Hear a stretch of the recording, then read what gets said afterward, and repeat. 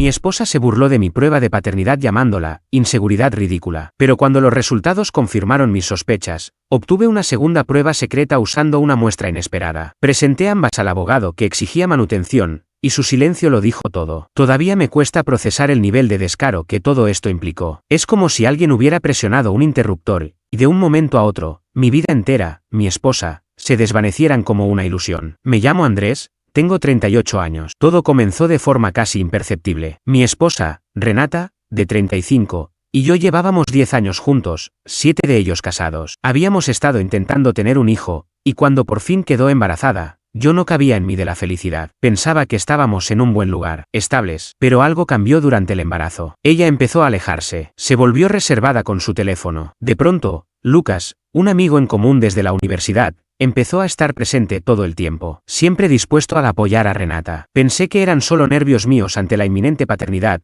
así que traté de ignorar esa incomodidad. Nuestro hijo, Elías, nació hace 8 meses. Es un buen niño, sano, alegre. Pero mientras pasaba el tiempo, esa sensación de que algo no cuadraba se intensificó. No se parecía a mí en lo absoluto. Cabello rubio, ojos azules. Renata y yo somos morenos, de ojos marrones. Lucas, en cambio, es rubio y de ojos claros. De manual, necesitaba tranquilidad mental, así que decidí hacerme una prueba de paternidad. Cuando se lo comenté a Renata, se rió como si fuera un chiste. Ay, Andrés, no digas tonterías, es solo inseguridad tuya. Incluso lo convirtió en una broma recurrente. ¿Sigues pensando que Elías es hijo del lechero, cariño? Me dolía, pero fingí reír con ella. El kit llegó, tomé las muestras, una mía y otra del bebé. Las envié. Renata me observaba mientras lo hacía, con esa sonrisa irónica de quien se cree segura. Estás tirando el dinero, amor, dijo. Los resultados me llegaron por correo al trabajo. Un archivo PDF. Probabilidad de paternidad, 0%. No era una posibilidad baja, era un 0 absoluto. Elías no era mi hijo. Las palabras solo es inseguridad tuya resonaron en mi cabeza. Confrontarla no tendría sentido. Me mentiría, me manipularía. Necesitaba pruebas irrefutables. Mi mente se enfocó como un láser. El candidato más evidente era Lucas. Todo apuntaba a él, el momento, el parecido físico, la forma en que Renata brillaba en su presencia. Era repugnante verlo con tanta claridad. Unos días después organizamos una pequeña reunión en casa. Lucas se comportaba como si fuera el tío del bebé. Me enfermaba. En un momento, dejó su cerveza sobre la mesa y fue al baño. Yo ya había comprado un paquete de hisopos estériles. Tomé uno y lo pasé por la boca de la botella. Era una posibilidad remota, pero valía la pena intentarlo. Al día siguiente, envié esa muestra, etiquetada con un nombre falso, siguiendo las instrucciones del segundo laboratorio, junto con una nueva muestra de Elías y los números de caso anteriores para hacer la comparación. Pagué por el procesamiento urgente. Necesitaba una respuesta clara y directa. 3 días después, recibí el segundo informe. Me temblaban las manos al leerlo. Resultado, la muestra B,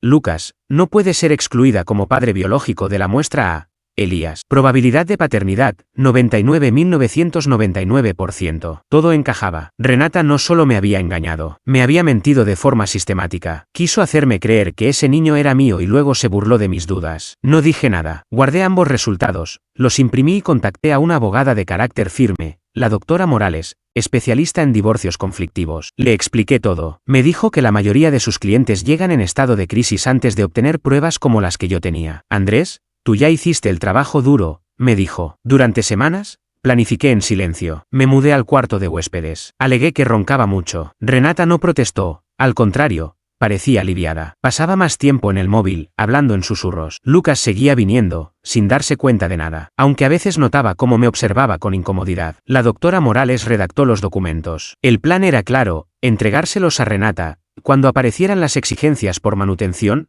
soltar la bomba del ADN. Esta mañana, el notificador le entregó los papeles. Yo estaba en una cafetería cerca del trabajo cuando mi teléfono explotó. No era Renata, era su nuevo abogado, el señor Herrera, un tipo altanero. Llenó mi buzón de voz con amenazas, manutención, pensión, la casa, hasta mi riñón izquierdo. De manual, la doctora Morales le devolvió la llamada. Lo dejó desahogarse sobre mi supuesto abandono. Luego, con toda calma, le dijo, antes de hablar sobre Elías, debería revisar estos documentos. Le envió ambos resultados por correo. Media hora después, la doctora me llamó, divertida. Andrés, el señor Herrera ya no suena tan confiado. Podía oírlo gritarle a Renata de fondo. Es cierto, sabías que no era su hijo, Lucas. Sonaba descolocado. Luego balbuceó algo sobre consultar urgentemente con su clienta y colgó. Ese fue el primer disparo. Renata perderá el control. El mundo de Lucas será el siguiente en venirse abajo. Lo que viene es una ola de reclamos.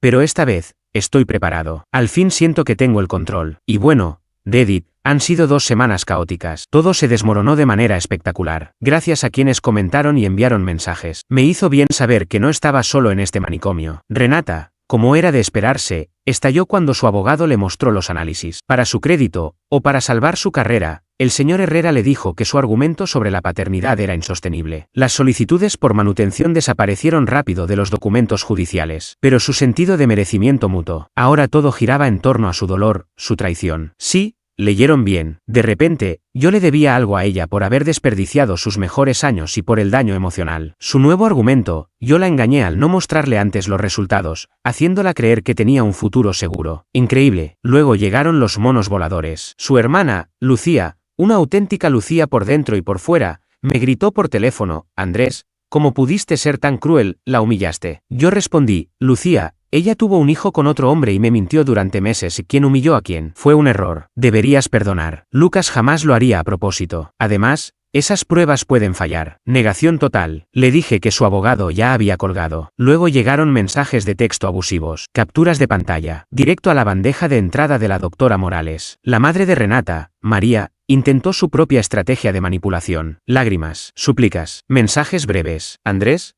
por favor, Renata está destrozada. Todo fue un malentendido. Necesita apoyo. Así me escribió María, con un tono cordial pero insistente. Fui claro, las pruebas de ADN eran concluyentes. Todo lo referente al apoyo legal sería manejado por mi abogada. Colgué. Pero la mayor muestra de descaro vino directamente de Renata, por mensaje, rompiendo la única regla que su abogado le había dado. Me escribió: no puedes echarme así. Yo decoré esa casa. Me corresponde la mitad y una pensión, porque arruinaste mi reputación contando cosas privadas nuestras. Obviamente se lo dijiste a Lucas. Me sorprendió lo fácil que asumía que yo había hablado, cuando en realidad no le conté nada a nadie, salvo a la doctora Morales, mi abogada. Lo más probable es que estuviera proyectando o que ya hubieran llegado rumores a sus oídos, porque los documentos legales ya se estaban moviendo. No respondí, solo hice una captura de pantalla y se la envié a la doctora Morales. Su carpeta con las maniobras antagónicas de la otra parte seguía creciendo. El truco más sucio vino después. Renata intentó vaciar la antigua cuenta conjunta. El banco detectó el intento porque el monto era considerable y me llamó enseguida. Por suerte, la cuenta ya estaba congelada. Otro punto más que la doctora Morales registró como mala conducta financiera. Lucas, por su parte, se mantenía distante. Cada vez que lo veía parecía más tenso. Supongo que Renata ya le había hablado de los resultados del ADN. Mejor así. Ya no podía seguir con su papel de amigo preocupado. No necesitaba enfrentarlo directamente. El proceso legal iba a hacer su parte. La doctora Morales estaba preparando la notificación formal a él y a su futuro abogado. La primera demanda que recibimos por parte del abogado de Renata exigía una pensión de 5.000 mensuales y que cubriera sus honorarios. Todo esto antes de los resultados de ADN. Incluso después, seguían pidiendo pensión, alegando dependencia emocional y poca capacidad de generar ingresos. Decían que su trabajo parcial en redes sociales le dejaba solo $1.500 al mes. Mi postura era clara, no iba a pagar ni un centavo. Ella había roto los votos matrimoniales con engaños y una traición enorme. Es joven, saludable, y puede trabajar. Además,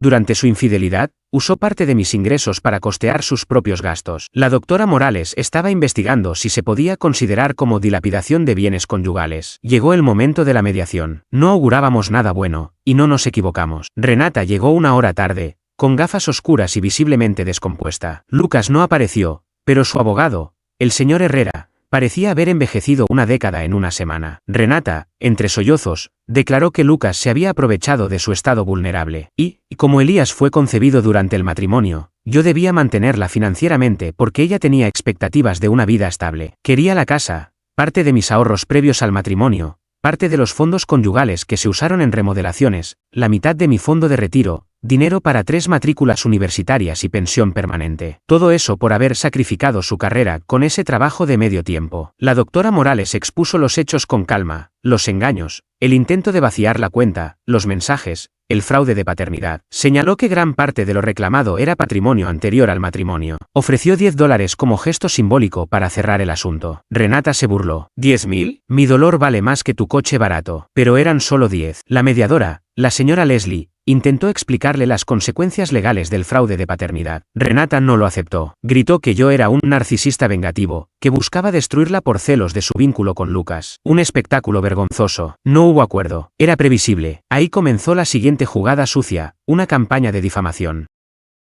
Renata y Lucía, otra conocida nuestra, empezaron a llamar a amigos en común y colegas, difundiendo historias sobre que yo era abusivo, controlador, y que ella se refugió en Lucas por mi culpa. Incluso dijeron que falsifiqué las pruebas de ADN. Algunos lo creyeron. Me dolió. Mi jefe, sin embargo, me dio su apoyo. Me pidió que me enfocara en el trabajo, pero noté su preocupación. Poco después, recibí una visita de servicios de protección animal. Una denuncia anónima afirmaba que mi perro Buster, un labrador de 12 años, estaba siendo maltratado y descuidado. El oficial vino, vio a Buster feliz, enérgico, y se disculpó. Dijo que claramente era una denuncia malintencionada. Otro dato para añadir al archivo. Entonces llegó la siguiente sorpresa, una carta del nuevo abogado de Lucas. Una orden de cese y desista. Decía que debía dejar de acosar y difamar a su cliente insinuando que él era el padre del niño. Amenazaban con acciones legales. Esto fue antes de que la doctora Morales siquiera lo hubiera notificado formalmente, pero después de que Renata ya le había hablado del ADN. Lucas,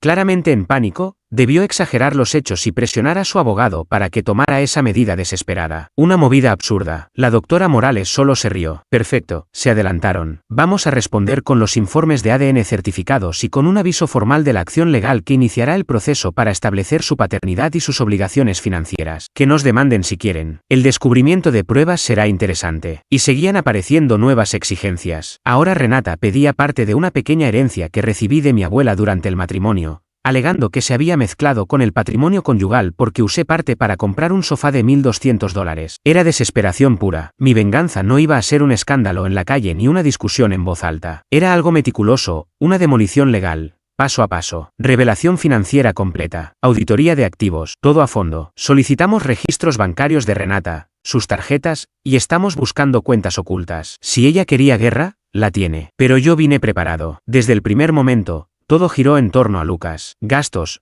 regalos, cenas, viajes. Y todo pagado por Renata, según ella, con el dinero que ganaba como gestora de redes. Pero nosotros queríamos pruebas, facturas. Queríamos saber de dónde salía cada peso. Así que llegó el momento de las declaraciones. Primero Renata, después Lucas. La doctora Morales estaba particularmente ansiosa por interrogar a Lucas, sobre todo tras la carta de su abogado. Él iba a tener que explicar no solo la negativa de paternidad, sino también la orden de cesar y desistir, todo bajo juramento. También se preparaban contrademandas por difamación y por iniciar un proceso malicioso. Y si lográbamos vincular a Lucas con una llamada anónima que nos perjudicó, sería difícil de probar, pero el patrón era contundente. Los peritos contables que revisaron la casa concluyeron que el valor apenas había aumentado durante el matrimonio. A lo sumo, se ofrecería una mínima porción. Renata no tenía medios para comprar mi parte. Mientras tanto, Lucía llenaba su Facebook con indirectas sobre hombres débiles que no soportan a mujeres fuertes. Patético. Los padres de Renata, por su parte, se mantenían en silencio. Probablemente el señor Herrera les explicó lo mal que se veía todo esto. Pero yo no iba a dar un paso atrás. Cada artimaña, cada exigencia absurda solo reforzaba mi determinación. Pensaron que iba a ceder fácilmente. Error. La verdadera satisfacción no vendría de verlos tristes, sino enfrentando las consecuencias del mundo real, sin poder ocultarse detrás de sus mentiras. Las costas judiciales empezaron a pesarles, y la realidad les llegó. Ahora,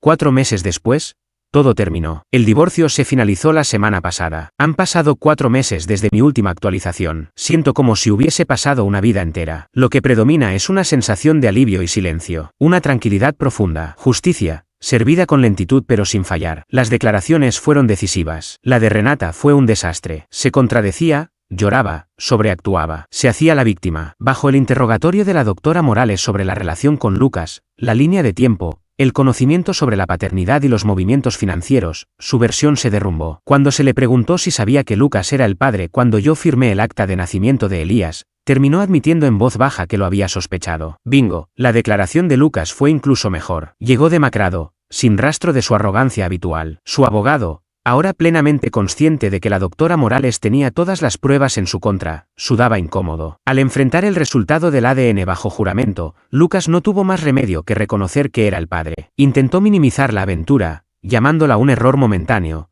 pero los registros financieros que habíamos solicitado mostraban regalos, viajes y cenas con Renata, todo mientras yo, sin saberlo, financiaba sus escapadas. Dijo tener un buen trabajo como arquitecto. La carta de cesar y desistir enviada por su abogado quedó flotando en el aire como un testimonio de su arrogancia inicial. Su campaña de desprestigio se volvió en su contra. Algunos conocidos que la apoyaban, como una tal Renata Swat, recibieron amenazas de citación judicial. Sus historias se volvieron de repente imprecisas.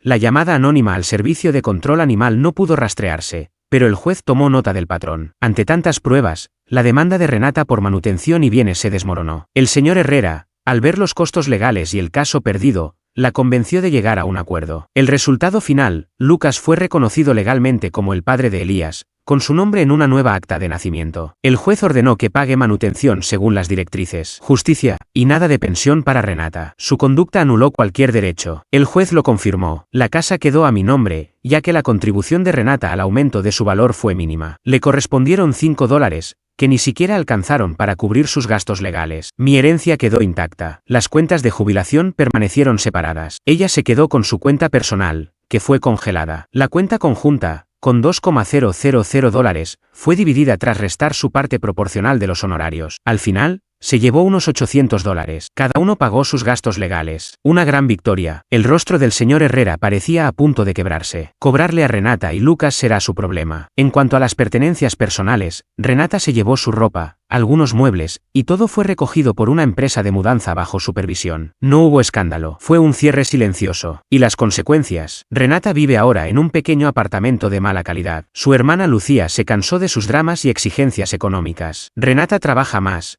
pero no le alcanza para mantener el estilo de vida que tenía antes. Su angustia emocional se transformó en apuros económicos, bien merecidos. Lucas, oficialmente padre, con obligaciones, intentaron mantener una relación, por el bien de Elías. Duró un mes. Se culpan mutuamente. Descubrieron que la crianza compartida sin mi billetera no era tan romántica. Él está pagando lo que debe. Su reputación cayó. Ya todos conocen su doble cara. No se disculpó, no mostró remordimiento, solo amargura. Se hace la víctima, pero sin convicción. Las personas que viven con privilegios raramente tienen revelaciones. Yo estoy bien, mejor, de hecho, fue un año difícil, pero salí con mis finanzas y mi salud mental intactas. Y eso no tiene precio. Vendí la casa. Demasiados malos recuerdos. Compré una más pequeña para mí y Buster. Recuperé amistades que Renata había alejado. Me siento optimista. La venganza no fue ruidosa. Fue constante, paciente, implacable. La verdad y la ley, aplicadas una y otra vez. Tomé aquel comentario burlón de inseguridad y lo utilicé para destapar su engaño. Construyeron su castillo sobre mentiras. Yo solo expuse las pruebas que lo derrumbaron. Ver la cara del abogado de Renata cuando entendió que habían perdido, fue de lo más satisfactorio. Gracias, Reddit, me ayudaron más de lo que imaginan. Es hora de cerrar este capítulo y comenzar uno nuevo.